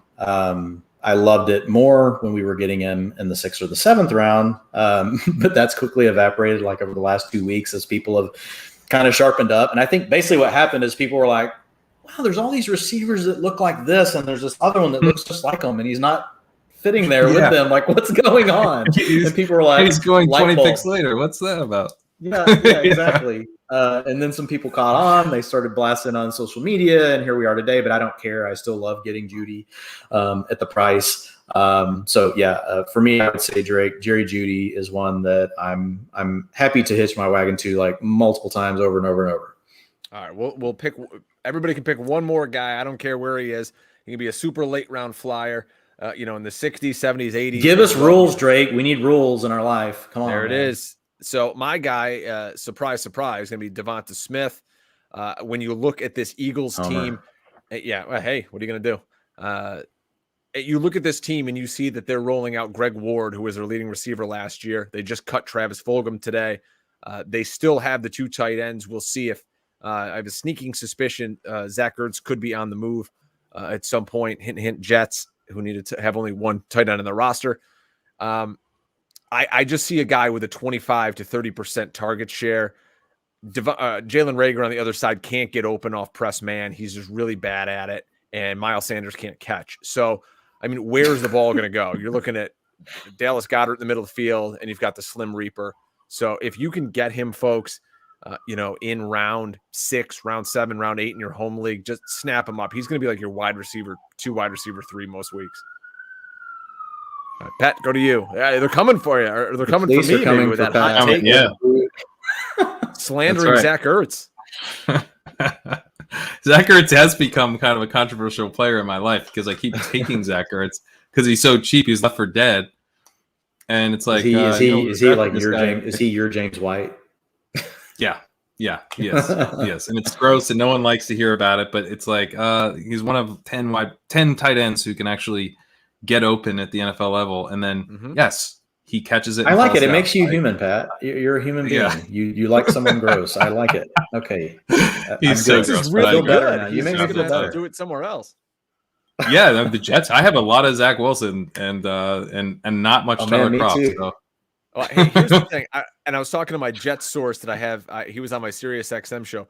The Jets need 2 things. They need defensive line help. They have nothing at defensive end, and they need tight ends. They have Jamison Crowder, who makes $5 million. They cut his salary down. He was making like 10. Now he's making 5. Obviously, we know that Joe Douglas, who's now the GM of the Jets, used to be with the Eagles. It just seems like there's such a natural fit here. So, Dwayne, you know how good I am at predicting some of these random things. He is really good at predicting random ass shit that you and I would be like, oh, that feels like a guess. And Drake nobody projected LaShawn McCoy to the Chiefs before me. I project on the show. That is random, dude. Yeah. He's done like 3 of these. I'm not joking. Like he's fucking Nostradamus over here. So we'll see. All right. So anyways, you're late. If you call Zach Ertz for Jamison Crowder, like that's like Dusty Nostradamus, man. That's impressive. We don't want to pay this guy $5 million. Really, we don't want to pay this guy $8 million. Let's work it out and switch. They can go up the turnpike to each other. I love it. I'll take Laviska Shenault. I mean, the ship chasing guy, the ship chasing hero. We had today sitting around going, okay, looks like Laquan Treadwell was cut. Hopefully Colin Johnson's safe. Nope, Colin Johnson's cut because I have like 11% Colin Johnson. So that was a painful moment. Colin Johnson's cut, and then Pete's like, it's all right because I've been mixing in Philip Dorsett is my late round flyer with Lawrence. Philip Dorsett gets cut. So yeah, all the late round Jacksonville flyers, they're your backdoor stack options because obviously they're going to be rotating in some additional wide receivers beyond these top 3. They're all cut. Like they basically have no guys now. And what we were left with is DJ Shark, Laviska Shenault, and Marvin Jones. Shark led the Jaguars last year in yards per route run as a rookie. He's got this, his profile. I mean, talk about a grown-ass man. And he is going to be playing a lot of snaps this year, given he's probably going to be playing some out of the slot. But what I liked, I believe it was the second preseason game. He only played in 3 wide receiver sets, but he did not play exclusively in the slot. So, he would kick out to the outside with someone else in the slot. But then, it would be great if he was also out there at 2 wide receiver sets. We'll see if that comes to pass. But this is a team that's going to play a ton in 3 wide receiver sets. Also, the ETN injury, I think, ultimately helps Shenault a bit. I don't think ETN was going to be a huge impact on Shenault, but it's kind of one of those around the margins things where as his price ticks up, we do want stuff like that not to be there that's going to kind of ruin what could have been a great season. So with Shenault, I get to bet on the second-year breakout. I get to bet on him being an amazing talent. I get to bet on Trevor Lawrence having an awesome season. And I get to bet on, the 2 of them connecting more and more over the course of the year. And I think now we might be able to bet on a condensed offense, which is something I didn't think we were going to get to bet on in Jacksonville or something that was really all that plausible. And now it looks like it might be. So I'm more excited than ever about Visca. All right. Yeah, I'm at least willing. I was fading Shenault earlier, but I do like the fact that, I don't like that Etienne's hurt. Like, sorry, shouldn't say it that way. But I think that is enough of a positive, for me. Look, they're going to run plenty. Like if you look at Urban Meyer and you go back, he's ran in college. Like I've went and looked, like what has he done from a personnel standpoint? Like he's used everything, basically whatever works best, like whatever his talent fits. For all the bad things you hear about Urban Meyer, and there's quite a bit. He's a little. He goes with trying to get the best players right on the field. So I think that's a good thing for Shenault, even though his routes per drop back maybe like more like in the 70-75%. The thing is they've heavily targeted him so far. I like DJ Chark. Sliding in the 9th round. Yeah, he's so cheap. What's going on? Yeah, I like Chark. So I talked to you guys a little bit earlier. I mentioned. So I have an article coming out on this tomorrow over at Pro Football Focus, and you guys can see more. But DJ Chark was another name. There's some obvious names here like AJ Brown, Brandon Ayuk, all these guys. But DJ Chark, 23 years old whenever he hit his 20% adjusted target share age. And so adjusted just means you had to play at least 8 games, and I adjusted it for the games you got to play, right, your target share. And so that was in his second season that he hit that. And then last year he dropped from 21% to 18%, in the N+1 year from the time that he kind of hit that 20% mark. But if you remember, he was hurt the whole time. He was on and off, like injured, couldn't really stay healthy.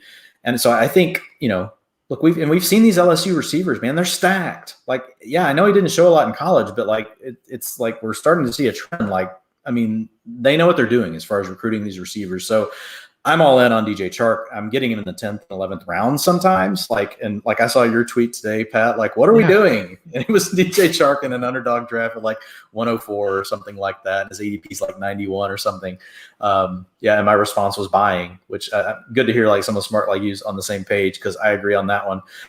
So the player that I would go to here would be in the 9th or 10th round. Like, man, I'm getting Jalen Waddle a lot. So, I mean, if you just go back historically, number one, I mean, I like Devonta Parker. He's fine, but he's really just been a tease his whole life. I really do like Will Fuller. I like drafting Will Fuller. I think it's nice to buy the injury discount. He's probably going to be fine. He won't play week 1, obviously.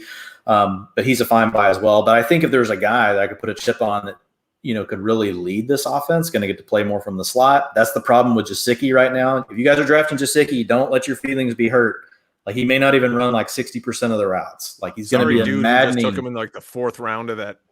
It's going to be maddening because Jalen Waddle's not leaving the field from the slot. And then you're going to eventually have 2 other healthy receivers, right? So far, you also have.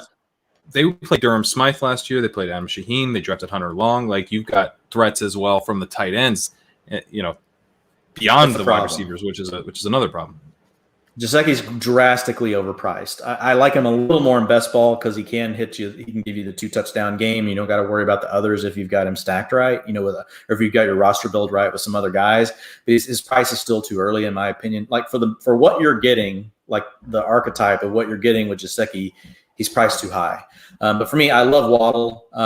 So, I mean, just looking at receivers that have – just to simplify this, you can go way deeper, and there's a lot of cool dynasty people out there that will give you even more background into this. But, like, just to keep it simple, let's just look at wide receivers that have gone in the top 6 picks since 2011, and I'll give you their finishes. Wide receiver 17, 21, 85, 21, 29, 29. So – and I just talked to you about what I thought about the rest of the players. I like everything I've heard. Like with Waddle, like the drum beat is like slowly it's been strong throughout the offseason. Tua's looking better. We know they're going to throw the ball a lot. That's why they're not committed to any sort of, back. They're going to rotate these guys. So I think there's a chance, Waddle hits 18, 20% and get him in the 9th, 10th round as a playmaker, a guy that can do something with the ball in his hands afterwards. I know he didn't like crush dominator ratings and some of these other things in college. I'm okay with that. Like, where he went in the draft and the way that they're trying to use it, get him lined up in the slot against the lesser cornerback all the time. I'm excited about it. I think there's going to be a lot of mismatches, and it's just the price, man. You can get him in the 9th, 10th round, a player that was a top 6 pick in the NFL draft that we know has explosive metrics. So I'm all about Jalen Waddle in that range. You know why he didn't break out technically his final season is because he played in the national championship game on a bum ankle. Yep. If you just take that game out, he hits the breakout threshold that we're all looking for. And like, let's take the game out then. You know what I mean? They're trying to win the national championship. He's not healthy. He plays. Exactly, man. That's what I love. Like, it's about the spirit of what we're trying to do, not the letter of the law. And that's where I think sometimes people can get lost in this, because I love data too. But I'm not going to draw such hard lines on some of these things. It's funny because I see some of it, and there's some super smart people out there that I respect, but they get so like bent, like around like missing dominator rating by 1% or something. I'm like, you really think, like, come on, like, take the context. Like, you just gave the context of what happened in that scenario. Like, that's what I want to dig in and understand. So yeah, I'm with you. He was also the most efficient guy as a freshman among those 4 guys in yards per route runs. There's like a lot of stuff where you're going, like, this guy might be incredibly talented. Yeah. I've been more on Fuller, but I think I've been like trying to push myself to Waddle because I wish he was a little cheaper. So I probably need to do more Fuller and give Waddle a break. Right. But here's the way I look at I'll this. I'll do more Waddle. We'll you do more Fuller. We'll get our exposures in a better spot. We'll switch. So I know you probably need to go, Pat. We have to, though. You are the zero. You're one of the zero RB guys. And really, look, you're a guy that wants to win drafts, like, period, and you want to win leagues. That's the number one thing. That's what I love about you. But you got to give the listeners, let's say they're picking, I don't really care where, but to make it easy, since we've talked about these examples, they've started off with Kamara, they've come back and they crushed it with Metcalf. A.J. Brown comes around the corner. Let's say they go ahead and pile on 2 more receivers. Let's say it's DJ Moore and T. Higgins. And let's say they go ahead and take 1 more receiver because Pat Kerrane says they should. So now you're looking at the backs. Give the folks a couple that you like whenever you start a build like that, and what you're thinking about and how you select those backs that you're targeting. Yeah, once you have wide receiver kind of in a good spot, I'm still often looking for wide receivers. I mean, I'm sometimes looking for wide receivers when like Pete Overzet, who co-manages all these teams with me, is like, I think we're done at wide receiver, man. I'm like, I don't think we are, though. Because this guy's coming around and I think we should draft him. And, the reason we go so wide receiver heavy is that the philosophy is you win the flex at the wide receiver position, and you're also going to be wrong. You're going to miss a couple guys, and, a couple guys are going to get hurt. So you want to have a lot of options to still be able to pile points into the wide receiver position. And you want to be able to hit those wide receiver breakouts, the guys who end up being, drafted 3-4 rounds too late, like we saw with Stephon Diggs. You want to be on that. But you do obviously need running back points.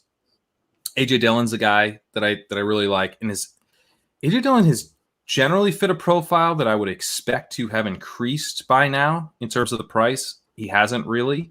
So that's been kind of nice. I've scooped him in the 9th round a few times in the main event now. I think he's probably like an 8th round value, has some contingent value, has some standalone value as well. And I think that's the two to think through. What are you getting with these guys? With A.J. Dillon, you get both. With Tony Pollard, it's just straight contingent value.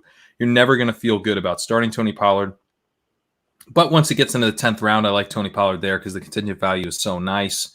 Raheem Mostert's a guy that's been intriguing to me when he falls.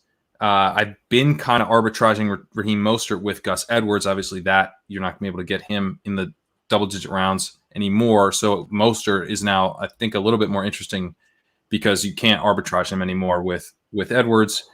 James Conner's a guy that I like. I know it's a little gross. He was bad last year.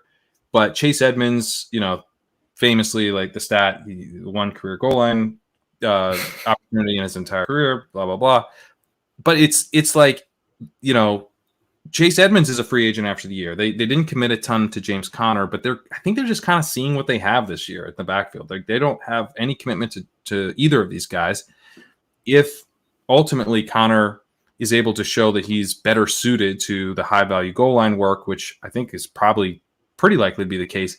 And Conner played a ton of passing down snaps last year. He was a reliable pass blocker. He's bigger than Chase Edmonds. Chase Edmonds was not good as a pass blocker last year. And James Conner is a capable receiver. I think there's upside there. Also kind of like an A.J. Dillon type profile where you're getting some standalone value with Conner, but you're also getting contingent value, or even better than contingent value, you're getting kind of ambiguous backfield value where maybe he's actually the guy that you want out of these two guys. We're not sure for sure which one it is.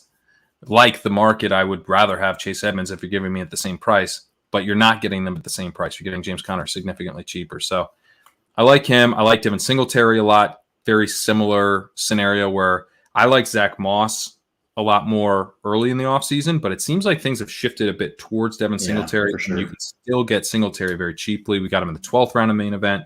Took him recently in the 10th round. Still to be able to get him in the 10th round feels pretty nice. Sony Michel, where he's going now, I think Sony Michel will ultimately be moving up a few rounds. If you're doing drafts right now, I think it's probably a good idea to get some Sony Michel exposure. He feels like a 7th, 8th round pick once we get out to Vegas. And that won't be me making the selection, but I think he's going to get steamed a little bit. So if you're getting him now in like the 10th round or even the 11th, then I think that is probably pretty good. He has a wide range. Like he'll go anywhere from 7 to 11. I've taken him once at 8 based on my construction as my second back off the board. I've taken him at 10th. And I think I've got him in the 11th as well. So it kind of depends on like what your roster's looking like. But I agree. I think Michel gives you honestly the similar thing to A.J. Dillon. My guess is Sony Michel is going to give you more standalone value than A.J. Dillon. I think Dillon takes over the groundwork from Jamal Williams, but I think the 2-minute offense that Jamal Williams had last year will go to Aaron Jones. Which means Aaron Jones actually sees a slight increase and A.J. Dillon doesn't fully take over everything that we saw from Jamal Williams. Now, he could get more of the carries inside the 5. The problem is Aaron Jones has been really good there too. So It's like that could be a coin flip type scenario. I think A.J. Dillon is a guy that, for me, may not have as much standalone as we hope.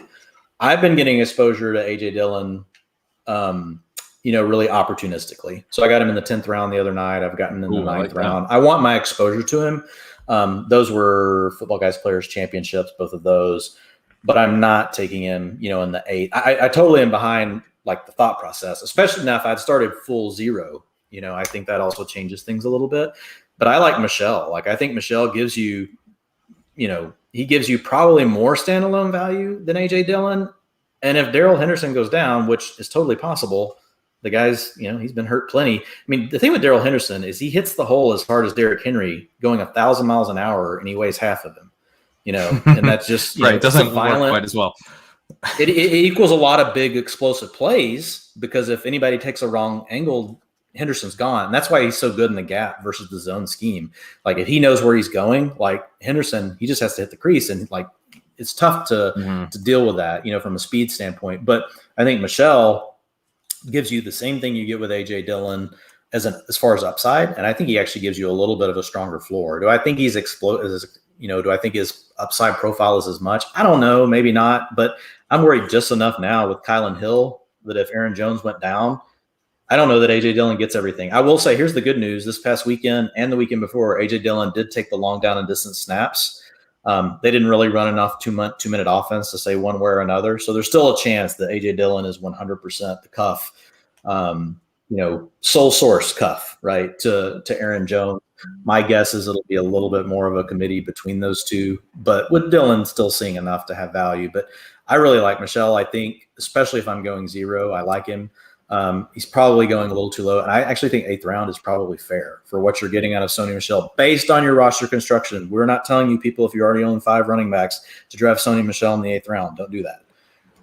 I'm telling you, Pat's not even saying. I'm saying if you've got 1, you got an anchor, or you got 0, Michel is fine in the 8th round. I like him. If I had 0 running backs and that's where the ADP was, I'd be fine with Michel in the 8th, I think. Although the thing with Michel is that you've got ultimately your bet is that he takes over a big portion of the backfield and then plays well. And it's so tough for me to imagine Sony Michel being good on a big workload. I know he's good last year on a really small workload, but he's been bad on big workloads prior to that.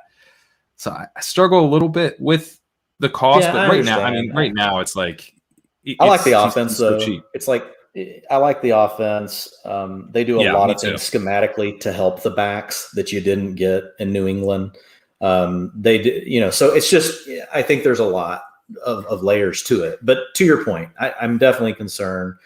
Small sample size, Sony finally looked good, but again, like Sony wasn't a player I loved in college, but I liked him, so I know it's in there somewhere. Now it could be gone by now. Like it evaporates really fastly for running backs. Like he could be, below empty. It's totally possible, but I think there's a lot of paths to him getting value. Like he could take over the Malcolm Brown role. He could also be the first and second down back. It's more for me, Pat, like it's a bet on the offense, and it's really just those 2 guys, so it's like, what else are they? And I don't ever like to be in the argument, well, who else are they going to give it to? Like if it's a 4th or a 5th round pick, but once you're getting the 8th or the 9th and there's first round capital and it's an offense, that obviously they didn't have to give that capital away. That's former capital from New England, but I like him. But I think your concerns, mine are similar, but I feel good enough about it to do it. Do you have one other, like say once you get to like later round, we've given guys, a lot of guys we love in the later rounds, but do you have a particular person that you're like, I pretty much find myself, and if you don't want to share this, you don't have to, but you're like, no, I draft this person every draft. Well, I did, because of the way things have kind of broken. Well, a couple things. I agree with you completely about AJ Dillon. I think you're hoping he's like, Antonio Gibson last year or Jonathan Taylor last year. I don't think he'll be a 3-down guy, but that's still pretty sweet where he's going. It is. And a good offense. And a good offense. Yeah, and a good offense. That's the nice thing about taking these running backs later, right? If you don't have running backs and you take, in AJ Dillon and he turns into like Antonio Gibson from last year, that helps you immensely. It doesn't even necessarily help the guys who have the early round running backs because they can't put them in their lineup unless they suffer injuries. And you're doing, what you're replacing is like Giovanni Bernard. So it ends up being a huge hit for you, and you don't need the legendary upside when you're taking a guy with an 8th round pick, the way you do with a 2nd round pick or a 1st round pick. So I agree with you on that. I do want to mention Ronald Jones because this was the first year. The thing is, obligated, right? I am contractually obligated. Not by NBC, to be clear, and also not by ship chasing. This is a contract that I set up with myself in 2019. I figured this was a contract with Ronald Jones. Like, yeah. Well, yeah. I've been trying to get Ronald Jones to sign his copy for years. He won't sign. But Ronald Jones, I actually wasn't really drafting that much Ronald Jones this year for the first time ever, but everyone's gone. There's no one else here. So it's coming here. I can't draft Darrell Henderson anymore. I can't draft Gus Edwards anymore. There's all the guys I would be taking, and Ronald Jones is still there. And I feel like you're betting on a limited profile, but you're betting on talent because I think he's way more talented than Leonard Fournette. So if I can just bet on him to be startable, especially down the stretch, especially as the season progresses and in an offense that we're excited about, you get to make the bet on the offense, and you're making a bet no one else wants to make. So it always comes at a little bit of a cheaper cost. So Jones, it is funny to me because like for the first time ever, I was like, I don't know if I'm really going to draft that much of him, but the market forced my hand once again. Later on in drafts, I mean, we talked about Stevenson, and now he's not going to be later on anymore. The two guys that I've really been drawn to, really three guys now, but actually there's so many guys down here. I do like this range. I think Darrington Evans, Brian Hill is on injured reserve. They cut Javian Hawkins. You're going to be looking at him potentially in an offense that might throw to the running back a little bit more.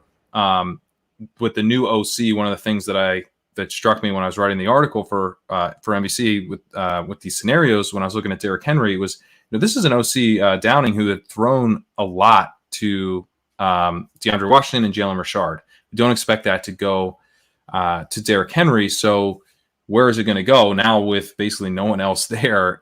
There's a role here maybe for Darrington Evans to be used in the passing game like a true satellite back instead of just a handcuff. And he would also be a handcuff if, Derrick Henry to miss any time, he'd be the clear lead back. So he's, I think, a pretty cheap guy. I think Damian Williams has that same type of profile where you're getting, for at least as long as Tariq Cohen's out, which might be a while, you're getting him with some contingent value, but also maybe a little bit of standalone value. As you move later, I really like Quadri Allison. Another situation where basically everyone's cleared out and we've got a 28-year-old journeyman running back.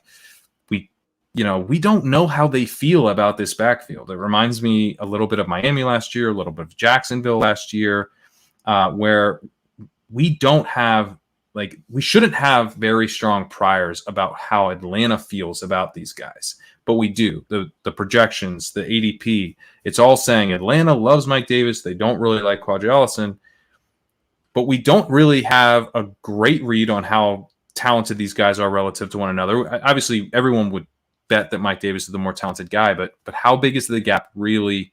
And ultimately, how big is the gap in their workload going to end up being over the course of an entire season? You're getting Allison basically for free. And I don't think we should be shocked if he ends up being the starter by, week 4, week 5. That's, and Davis kind of handles more third down duties, which Davis has been a backup running back for his whole career. This is the type of stuff that the chaos of the NFL season flips on its head very, very easily. So I've been loving getting him cheap. And then Ty Johnson is the guy that I kind of can't stop drafting as well because there goes Drake. He's really fast. He catches passes. He's a one-cut runner in a zone read scheme or in an outside zone scheme. So why is he free? Okay, maybe because he's not the starter. Well, who's the starter? Tevin Coleman. Tevin Coleman's the starter. Okay, I'm still very interested. Then it's Michael Carter. Michael Carter was supposed to be the starter, but he's actually running with the threes all throughout preseason. Now, Michael Carter, I think, is the bet. If you can make one bet on this offense, you'd make the bet on Michael Carter. But at cost, Michael Carter's ADP has not fallen all that much since, he's been running with the threes. I would expect him to be more down, in the 11th or 12th round if I'm really going to be hammering Michael Carter. He's not there yet. Maybe he gets there. But for the time being, I want the guy who's free in the ambiguous backfield and I think has some talent and some versatility. Ty Johnson was playing the third down snaps when Tevin Coleman didn't play in preseason. So versatility, athleticism, zone, scheme fit. It's kind of all there. And currently he's running ahead of the guy who would be normally the more exciting bet and is a lot more expensive in drafts. So those would be some of the kind of guys, or sort of the guys sort of the top of the list in my mind as we get down in the later rounds. Two things. One, a porn bot came into our I mentions. saw that. So appreciate you. Wait 5 more minutes. Jesus. Wait 5 more minutes. I'll be done. All right. And secondly, we had on SiriusXM this weekend, I do the PFF show with Andrew Erickson, and we had a Jets reporter on, and we straight up asked him, who's the starting running back? And he goes, Ty Johnson's the starting running back on this team. And I've seen that from some other guys who cover the Jets. So it just seems like it hasn't kind of gotten out there in the the ethos of fantasy football, in the hive minds that we all see on Twitter. But yeah, we asked this guy straight up. He's like, no, he goes, Ty Johnson's starting running back. I mean, who knows what that's worth? They're all kind of average. They drafted Michael Carter in the 3rd, 4th round, but who knows? It's probably more of a 3-way committee, but I mean, even if at the price you're getting, is the point, Don't take it away. The porn bots. Don't take it. Don't take it away. You can't do that. I just heard he was the starter, and I have a ton of Ty Johnson. You don't say, it's a 3-way committee. I'm sitting over here. I was just thinking of a 3-way committee draft. I'm staying up all night drafting with me. Ty Johnson. So. Well, Pat, we took up a bunch of your time. Yeah, folks, dude, if you didn't get anything out of this podcast, you're not cut out for fantasy football podcast. This was incredible. Dwain and Pat just dumping knowledge on you.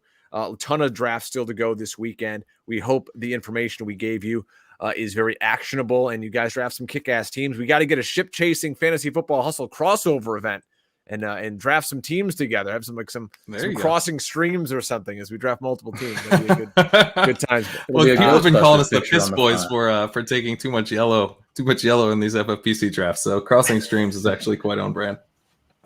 So again, you're going to want to go over at Pat Kerrane, NBC Sports Edge. Got a great article up there, and of course, Ship Chasing, the podcast he does. This week, they're going to be doing a bunch of main event teams. If you want to hear some other really smart guys draft some super high stakes teams, go over there on YouTube. Just search Ship Chasing. So for Pat, for Dwain, I am Drake. We will see you next time, folks. Good luck drafting this weekend, and remember to never get out hustled.